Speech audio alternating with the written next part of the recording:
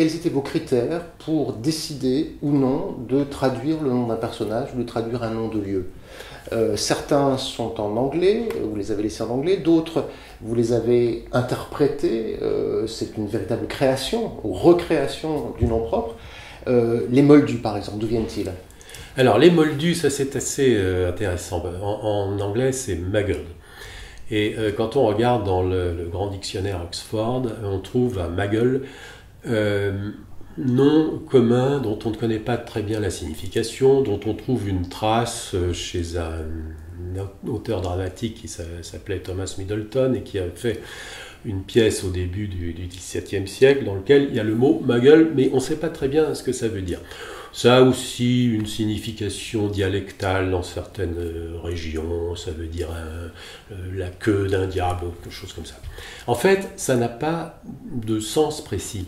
Et je pense que c'était l'intention de l'auteur d'avoir un mot comme ça un peu bizarre qui désigne une catégorie très importante de gens, puisqu'elle nous désigne tous, nous sommes tous des muggles. Et j'ai cherché en français quelque chose qui est la même, enfin une sonorité approchante, commence par un M aussi. J'ai cherché beaucoup, j'avais toute une liste de possibilités, et finalement j'ai choisi les moldus, qui pour moi étaient ceux qui étaient un peu mous du cerveau, quoi, en fait. Comme aurait dit San Antonio, des mous du bulbe. Et c'est devenu moldu, qui avait une consonance semblable à celle de Muggle, et qui évoquait ces gens à qui il manque quelque chose, quoi, puisqu'ils sont incapables de comprendre la sorcellerie. Et finalement, ça s'est installé. Et Poudlard, alors d'où vient Poudlard? Ah, ça c'est... en anglais, c'est Hogwarts. Et c'est une inversion de Warthog. Warthog, c'est le phacochère, c'est-à-dire littéralement le cochon qui a des verrues. Et Hogwarts, ça jouait sur ce mot. Et je me suis dit, bon, verrues de cochon, c'est pas terrible.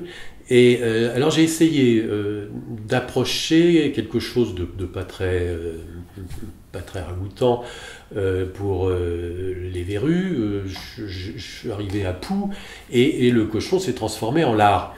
Et ce qui est assez amusant, c'est que ce mot de Poudlard a été interprété par certains comme étant un mot anglais. Et parfois, on me disait, mais comment on doit dire Poudlard ou Poudlard?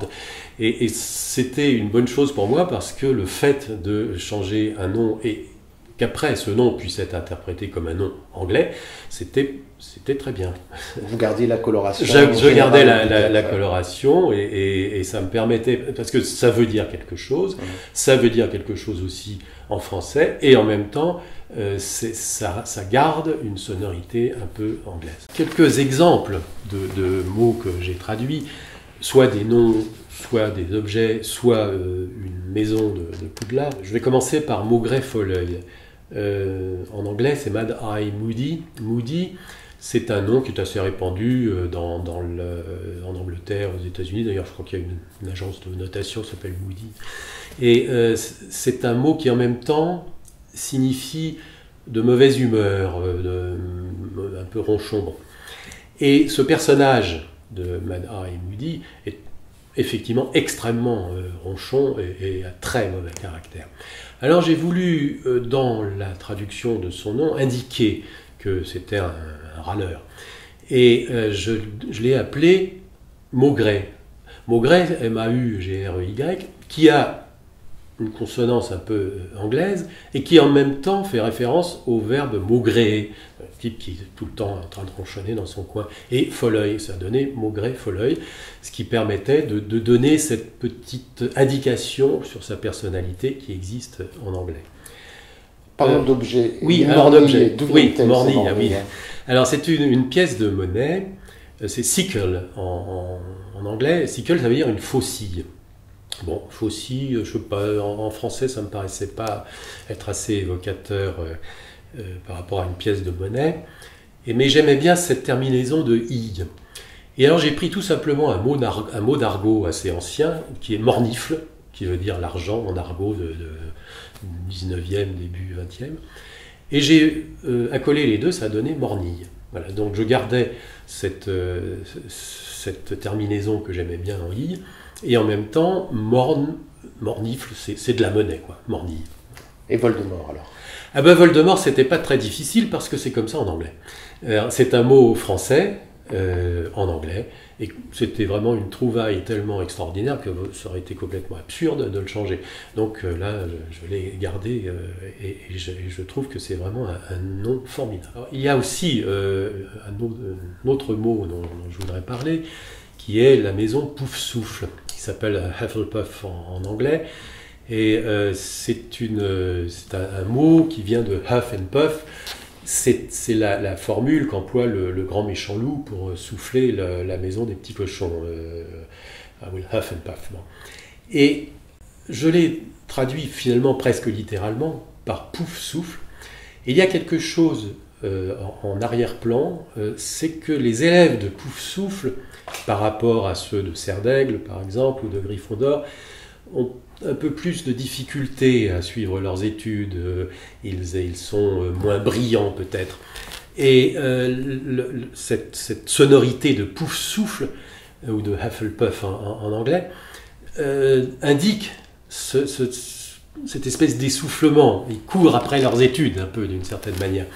Et sont par ailleurs des personnages extrêmement attachants qui ont beaucoup d'autres qualités, mais sur le plan strictement des études, ils sont peut-être un petit peu moins brillants que les autres, d'où ce souffle qui leur manque. En revanche, certains noms n'ont pas été traduits, parce que ces noms-là n'avaient pas de connotation dans... Non, alors c'est assez amusant, parce qu'il y a un livre de Thomas Hardy qui s'appelle Le maire de Casterbridge, et au chapitre 20 de ce livre, il y a dans les 2 premières pages 3 noms de Harry Potter, et pas des moindres, puisqu'il s'agit de Dumbledore, de Hagrid et de Minerva. Minerva étant le prénom de professeur McGonagall. Alors Dumbledore, ça veut dire un bourdon, mais c'est un mot dialectal. Et dans le livre de Thomas Hardy, c'est une personnage féminin qui habite la campagne et qui utilise des mots comme ça, un peu locaux. Et ça énerve beaucoup son père qui dit « mais tu pourrais quand même parler d'une manière plus civilisée ». Et Dumbledore, c'est le mot qu'on employait déjà à l'époque de Thomas Hardy dans certaines régions pour Bumblebee, qui veut dire le bourdon. C'est un bourdon. J'allais pas l'appeler le professeur Bourdon, parce que ça aurait fait un peu réducteur. Dumbledore, c'est quand même beaucoup plus évocateur. Dans l'esprit de J.K. Rowling, qui en a parlé, par ailleurs, Dumbledore, c'est le bourdon qui va de fleur en fleur, qui est toujours en éveil, qui volette toujours partout, c'est-à-dire un personnage très vif, qui s'intéresse à tout. C'était ça le sens. Alors maintenant, je viens au nom de Hagrid. Hagrid, dans cette acception dialectale, veut dire hanté par les cauchemars, hanté par des esprits malfaisants. Et ça me paraît très intéressant parce que ce personnage de Hagrid, qui aime beaucoup les créatures les plus horribles, les plus répugnantes, est en fait un être qui est hanté par les cauchemars. Et ces créatures représentent peut-être ces cauchemars. C'est un personnage qui a une vie difficile, qui a un statut difficile au milieu des sorciers, il est un peu à part, il n'a pas le droit de faire certaines choses.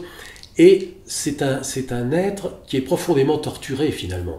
Et il est extrêmement généreux, il a un cœur énorme. Et en même temps, c'est un personnage qui souffre terriblement parce qu'il est hanté par ces esprits malins, ces esprits malfaisants. Il est un homme qui vit dans le cauchemar. Et quant à Minerva, qui figure aussi dans ce chapitre vraiment de Thomas Hardy, c'est Minerve. Et Minerve, la déesse de la sagesse, des arts et aussi de la guerre. Minerva McGonagall représente parmi les professeurs la sagesse, les sciences et les arts, mais c'est aussi une redoutable guerrière, on le voit dans les grands combats qui ont lieu à Poudlard, et elle est très capable de se battre contre des adversaires extrêmement menaçants. Et voilà donc, par exemple, une source d'inspiration de J.K. Rowling et c'est pas un hasard. Si elle choisit ces mots-là, c'est parce que ça veut dire quelque chose, et parce que ça définit un personnage, et ce sont des noms qui conviennent particulièrement bien au personnage. Alors ces noms-là, je ne les ai pas traduits parce que j'aurais jamais trouvé l'équivalent. Bon, Bourdon, ça aurait été ridicule. Hagrid, j'aurais jamais trouvé un nom aussi riche. Et Minerva, on connaît Minerve en français, c'est pareil.